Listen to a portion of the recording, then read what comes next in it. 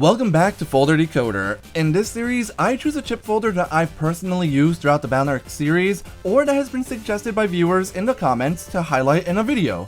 The idea is to break down each folder to see which chips go into it, and to see how each folder works, then show it off in game.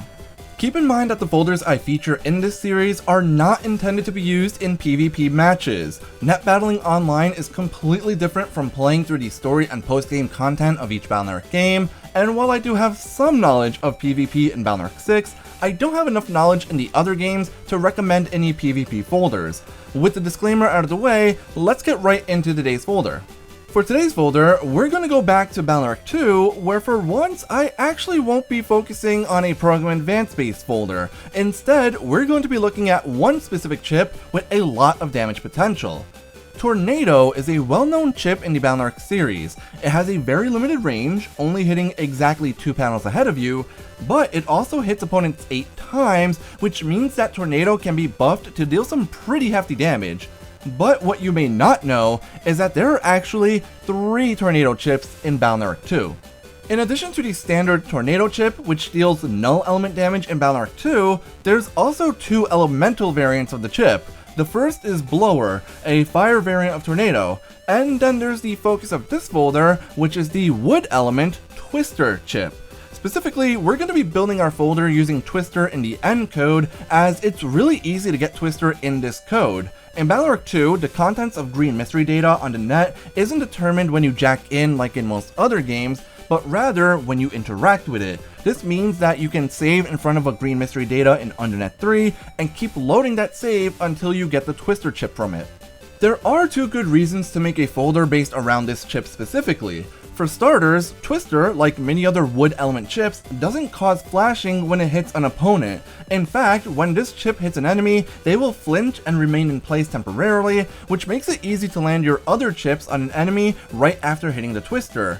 More importantly, however, is the fact that this chip, being a Tornado variant, hits 8 times. This means that using damage modifying chips on Twister makes it very strong, and of course we have access to Wood plus 40 in this game, which we can easily get multiple copies of by using the Gospel duplication glitch.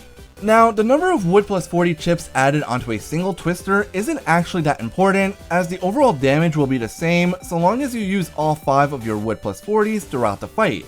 But for the sake of having some math to show off, let's assume you load a Twister chip with 4 copies of Wood plus 40. That would be 20 damage plus an additional 160 for a total of 180 damage per hit.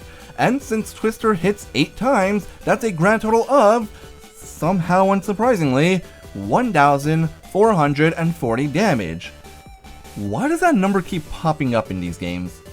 Ideally, you'll of course want 5 copies of Twister and 5 copies of Wood plus 40 in this folder, but since Twister has its limited range, it's also a good idea to use Area Grab Star in your folder, another chip that you can easily get multiple copies of by using Gospel duplication. Having Area Grab makes it so that you can make sure your enemies are always in range for Twister, or you can even panel lock opponents in place to guarantee the hit. Interestingly, the N code in BN2 2 does also include a Program Advanced that can be used as supplemental damage, which I've kind of mentioned before in this series, Life Sword 2. Okay, in that other Folder Decoder video I talked about Life Sword 3, but they're functionally the same. You can use Fire, Aqua, and Elect Swords to make this Program Advanced, which deals 500 damage and can be easily comboed after a Twister. And I know I said I wasn't going to focus on a Program Advanced in this folder, but this isn't the main focus. Twister is still the main damage component here, and the Life Sword 2 is really just supplemental. In addition to Life Sword 2, you can also go all in on wood element damage in this folder by including the Spice 2 chip, which works well alongside Grassline N. Setting up grass panels is really good for this code, which also contains the Napalm Man chips as well as Heat V. And as for some other chips that can work well in this folder, there's chips like Yo-Yo 2N, which you can use either before or after Twister to combo some damage.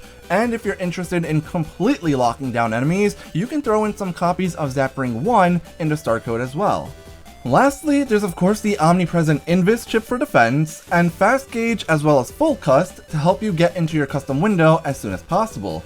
The only difference here is the ability to include multiple full custs, thanks to Balnark 2 mechanics. With the brief folder explanation done, let's see this folder in action.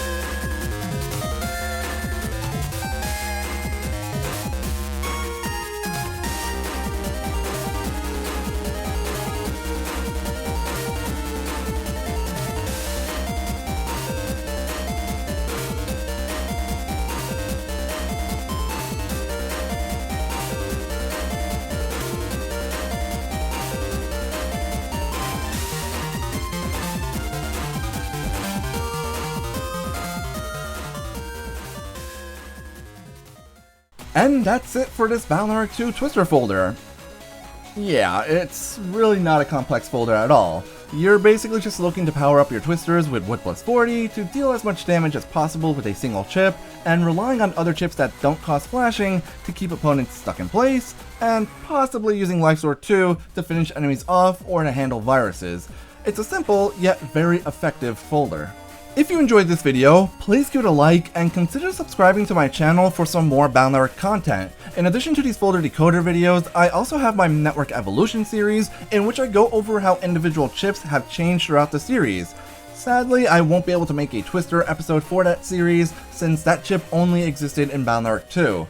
If you want to stay up to date on all my upcoming videos and events, you can also join my Discord server for up-to-date announcements, which I'll leave linked in the description. My server includes way more than just Mega Man and includes games such as Pokemon, Smash Bros, Legend of Zelda, etc., so definitely make sure to check that out. And as always, thanks for watching.